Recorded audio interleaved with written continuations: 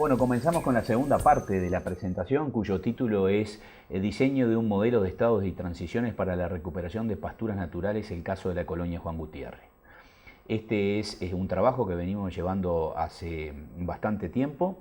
en una localidad de Paysandú, comprendida entre el río Queguay Grande y Queguay Chico. Es una colonia de colonización que abarca 8.300 hectáreas con 27 productores involucrados. Pero antes de comenzar a hablar, me parece que vale la pena hacer un poco de historia de los diferentes modelos conceptuales que se han dado desde principios de siglo del año pasado hasta ahora.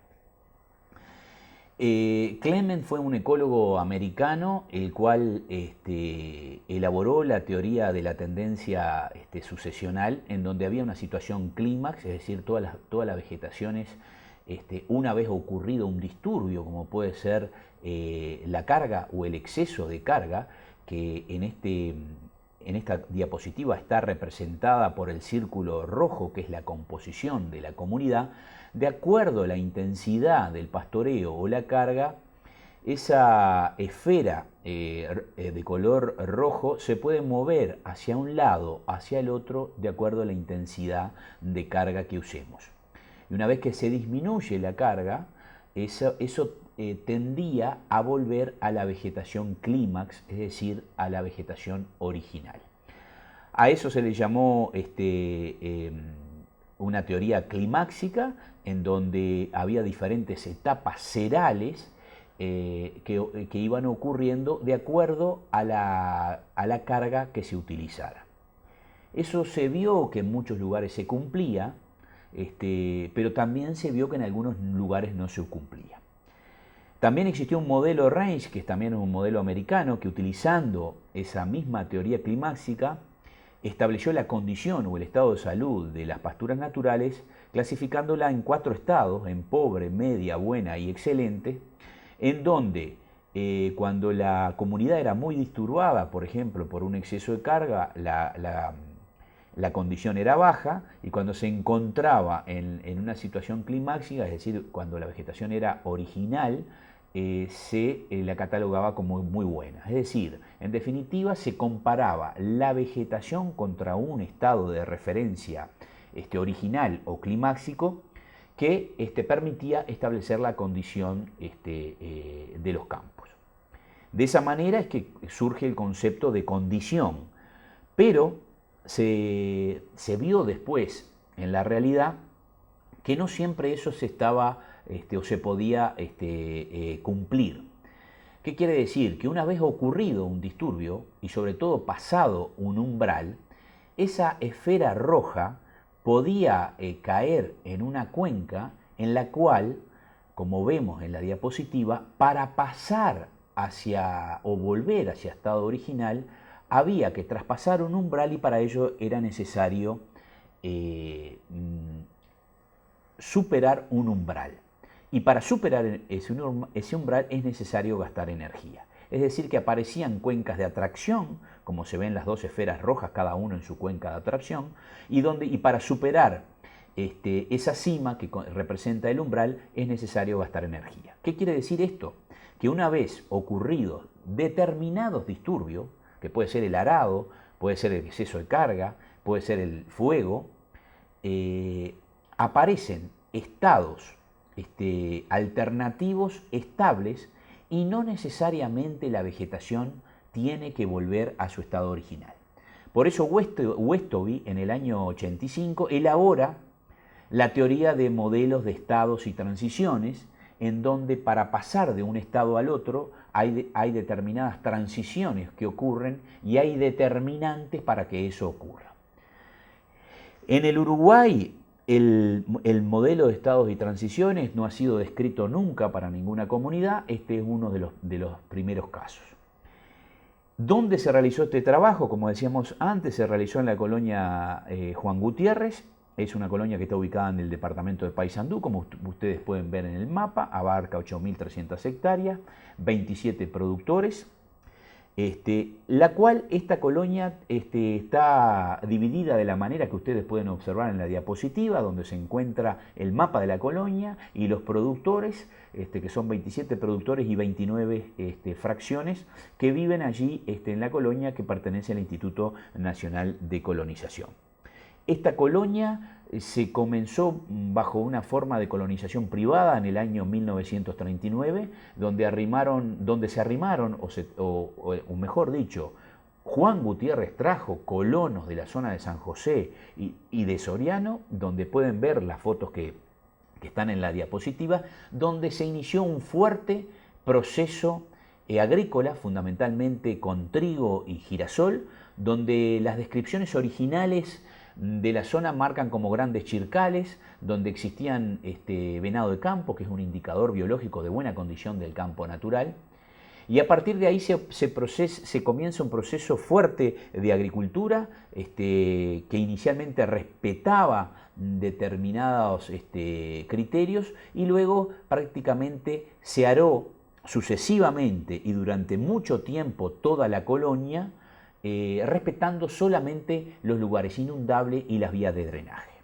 Por eso es que vemos a continuación un mapa donde marca el tipo de erosión que existe en la colonia, en donde toda la parte amarilla refleja una erosión laminar, aproximadamente entre 6 a 15 centímetros de pérdida de suelo, y los otros colores, el rosado, erosión moderada, la roja, erosión severa, y blanco, erosión nula, y es clarito que el color blanco aparece en todas las vías de drenaje y en las zonas inundables, ya que en la parte sur de este mapa el límite es el Queguay Grande. Originalmente estos suelos tenían un contenido de materia orgánica del 5%, y lo cual hoy los valores andan aproximadamente en valores de 2-2,5%. Hubo no solamente pérdida de suelo, hubo pérdida de estructura, pérdida de materia orgánica, y bueno, eso ha llevado a que la mayor parte del suelo dominante de la colonia, que es un suelo 10-2, un suelo arcilloso, se encuentre muchas veces deteriorado. A partir de ese momento, nosotros comenzamos a hacer un relevamiento que se hizo en la primavera del año 2010. Se relevaron 174 potreros, es decir, la totalidad de potreros que eran campo natural o que por lo menos hace 4 años que no habían sido movidos. Y se caracterizó sobre todo, todas las comunidades se agruparon y prestamos fundamental atención al suelo dominante, que es el suelo 10-2. A partir de ahí encontramos que los suelos 10-2, con más de 4 años de recuperación, presentan una característica clara. Aquellas situaciones que tienen más de 10 años de recuperación tienen una característica y los que tienen menos de 10 años tienen otra. En esta diapositiva vemos la composición florística de los suelos que tienen menos de 10 años de recuperación, y la característica resaltable es que tienen en general bajo porcentaje de malezas de campo sucio, y sobre todo en las 10 principales especies que contribuyen a la producción forrajera se destacan entre otras la presencia de gramilla. Ahora bien, cuando esos suelos tienen más de 10 años de recuperación, la presencia de maleza de campo sucio es un poco mayor, y dentro de las principales especies que integran el elenco de las 10 especies más productivas presentes en dichos tapices, aparece la cola de lagarto, Coleorrhachis seroviana, que es una especie que es indicadora de restablecimiento de los campos. Es decir, que a partir de los 10 años hay una franca recuperación de la composición florística de estos campos, es decir, una franca recuperación estructural. Eso se refiere a la composición botánica, en donde sale del elenco de las 10 principales especies de la gramilla y aparece la cola de lagarto. De más está decir que, por supuesto, hay presencia de Paspalum notatum, de Axonopus affinis, que son especies que hacen al tapiz del suelo, son especies rastreras, perennes, estivales, y también la Stipa septígera. La Stipa septígera es una especie que aparece junto con el Piptoquesium en forma muy temprana, después que los campos se aran, y a medida que va pasando el tiempo, en algunos casos disminuye y aumenta, sobre todo las especies como el Paspalum notatum, Axonopus affinis y cola de lagarto. Ese relevamiento y la realización de análisis multivariados, sobre todo análisis de componentes principales, y la consulta con la gente, la consulta con los usuarios, este trabajo que se está haciendo en la colonia de Juan Gutiérrez se hizo bajo un marco conceptual de manejo adaptativo, es decir, tomando información científica, monitoreando y buscando manejos alternativos, incorporando el conocimiento local, es que se llega al modelo que vemos en la pantalla. Este modelo básicamente tiene 5 estados. El primero es un campo de referencia, el cual fue un potrero que supuestamente no fue arado, o si lo fue arado hace más de 40 años, con una composición florística característica, con muy buena cobertura, con presencia de buenas especies como Paspalum notatum, Paspalum dilatatum, Stipa cetígera y sobre todo un indicador interesante que es la presencia de Bromus aulético. Cuando ese campo de referencia se ara o se aplica herbicida, pero sobre todo cuando se ara, pasa a un segundo estado que es campo de rastrojo, que es un estado bastante inestable en el sentido que es de corta duración, su permanencia. Si en ese estado a su vez encontramos 2 subestados, ¿qué quiere decir? Si ese campo se ara muchísimas veces y además de limitantes bióticas, como decir el cambio estructural de las especies, aparecen limitantes físicas como suelas de arada, pérdida de materia orgánica, se pasa a un estado B que tiene limitantes estructurales. Ese estado, sobre todo cuando tiene limitantes estructurales, es decir, que fue arado, aparecen supuestamente o hipotéticamente suelas de arada y se lo deja, se abandona el laboreo, pasamos al estado 4, que se llaman campos de baja producción, en el cual hay 2 alternativas. Uno, que con alta relación lanar-vacuno no tiene presencia de especies arbustivas y tiene un tapiz que se caracteriza por presencia de especies ordinarias con mucho suelo desnudo, en donde predominan especies como el Sporobolus indicus, como Eragrostis lugens, especies aristidas, especies fundamentalmente estivales de muy baja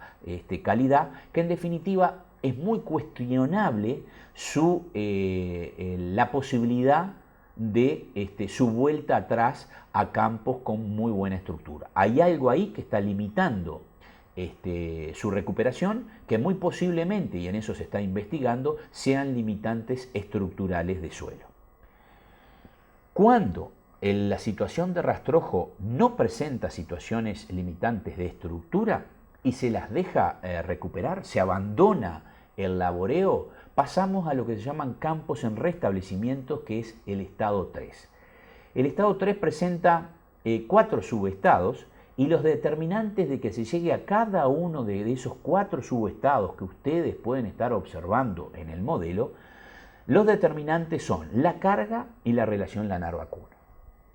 Hay dos diferencias claras. Cuando la relación lanar-vacuno es baja, y el criterio de relación lanar-vacuno es baja es cuando es menor a 1 la relación lanar-vacuno, terminan en tapices con especies arbustivas como la chirca. Eso es para el caso de la colonia y que mucho se repite en el país. Cuando la relación lanar-vacuno es media-alta, la fracción arbustiva, salvo el mío que es tóxico, en general desaparece. A su vez, cuando la carga es alta, y en el caso de la colonia es cuando es en general mayor al rango de 0,80 a 0,85, cuando la carga es muy alta, los tapices presentan algunos síntomas de degradación, con menor cobertura, con menor proporción de especies buenas y con la presencia de algunas malezas arrocetadas como es el caraguatá o cardilla o Eryngium horridum. En ese caso, cuando la carga se ajusta, es decir, pasan a carga en el entorno de 0,80 a 0,85, los tapices se presentan con muy buena estructura, con muy buena cobertura, con muy buena presencia de especies productivas. Esos 2 estados, tanto el estado A, que son campos con síntomas de restablecimiento limpio y cubierto, como el B, que son campos con menores síntomas de restablecimiento y más sucios, sobre todo de Eryngium horridum y mío, ya que tienen alta relación lanar-vacuno, esos 2 estados, en la situación que se manejó la colonia, con una relación lanar-vacuno de 2,63 y una carga promedio de 0,93, son los estados que tienen más probabilidad de aparecer. Los otros dos estados, que son estados con presencia de chirca, uno con buen tapiz y otro con mal tapiz, eso obedece al exceso o no de carga. La posibilidad de recuperación de estos casos, en el caso de presencia de malezas arbustivas, se basa en el control selectivo de la misma o en la contratación de servicios de majada, algo que es muy utilizado en otras partes del mundo como Estados Unidos. Entonces, lo que presenta este modelo, que ustedes lo estudiarán más en detalle, es una hoja de ruta que le permite al productor ubicarse en qué situación estar y favorecer aquellas transiciones que lo lleven a estados más deseables. Es así que para pasar del campo con síntomas de restablecimiento limpio y cubierto al campo de referencia, en realidad la diferencia es mínima, y la diferencia es una diferencia estructural, que es la presencia o no de bromus auléticos. A su vez, el campo de referencia, cuando se le baja la relación lanar-vacuno, esos campos se tienden a enchircar, se tienden a enmasiegar, como ha sido muy descrito o ha sido abundantemente descrito por diferentes autores, desde Azara, Rosengur, Formoso y Altesor, se puede estar llegando a lo que nosotros decimos situación prístina. Este modelo es un modelo bastante sencillo, en donde en definitiva está caracterizando la dinámica de la vegetación que ocurre en la colonia, y para poder tomar decisiones es imprescindible conocer cuáles son las determinantes que pase una cosa u otra. Con esta hoja de ruta, hoy los productores se encuentran discutiendo este modelo, y en definitiva el aporte de ellos ha llevado a que este modelo haya sido enriquecido con la participación de lo que nosotros llamamos los usuarios. De esta manera el conocimiento local de la zona ha sido incorporado en diferentes reuniones estacionales que estamos llevando a cabo en la colonia, en donde se monitorea, entre otras cosas, la altura de pasto, en donde se monitorea la producción primaria neta. La colonia está toda bajo el seguimiento forrajero satelital, y se monitorea también la condición de los vacunos en el caso de rodeo de cría. Este modelo se les presentó a los productores bajo dos formas, bajo una forma gráfica, que es la que acabamos de ver, una forma que es complicada de entender, pero cuando se lo presentó en una forma vivencial, por decirlo de una manera, como ven en la fotografía, con muestras de cada estado sacados originalmente del lugar donde pertenecen, hecho en un piso concreto, con las transiciones dibujadas por tizas de colores, en donde quedan los estados, en donde el productor pudo identificar qué es lo que tiene, aparecieron nuevos subestados, inclusive algún nuevo estado que no había sido tenido en cuenta. Entonces todo esto con la participación de la gente, como lo ven en la foto, opinando, con la participación de la academia, y en este sentido la academia está participando la gente de la UBA, con el monitoreo vía satélite de la productividad de las pasturas, el INEA tratando de resolver cuáles son las limitantes estructurales que hacen que el estado de campos de bajo valor forrajero no pueda volver a la situación original. Bueno, estamos estudiando todo eso. De esta manera, el monitoreo de la producción primaria neta nos está llevando a concluir con certeza que en la colonia hay una sobrecarga. En la primera gráfica ustedes ven los años en el eje de las X y las unidades ganaderas en el eje de las Y, en donde la curva negra marca la carga real que se usa en la colonia, y en la curva gris la capacidad de carga. No hay ningún año en que la carga haya ido por debajo de la capacidad de carga, y eso está quedando a las claras de que está habiendo una sobreexplotación de los recursos de la colonia. En la gráfica de la derecha marca en definitiva cuáles han sido las diferencias con respecto al promedio en las tasas de crecimiento. Esto se viene monitoreando, donde últimamente se ha vivido un periodo de gran producción de pasto por encima de lo normal, pero también se han vivido periodos con largos, hasta de 6-7 meses por debajo de lo normal. En la gráfica de abajo se ve la altura de pasto de un establecimiento que se le realiza un monitoreo agroeconómico y además un monitoreo de la altura del pasto, en donde es otro reflejo también de la sobrecarga, donde prácticamente en primavera y en invierno y en el verano casi se están trabajando con alturas de pasto por debajo de los 5 centímetros, lo cual está reflejando bajas performances que se traducen en el resultado físico de la carpeta verde en bajas señaladas y bajas preñeces del ganado vacuno.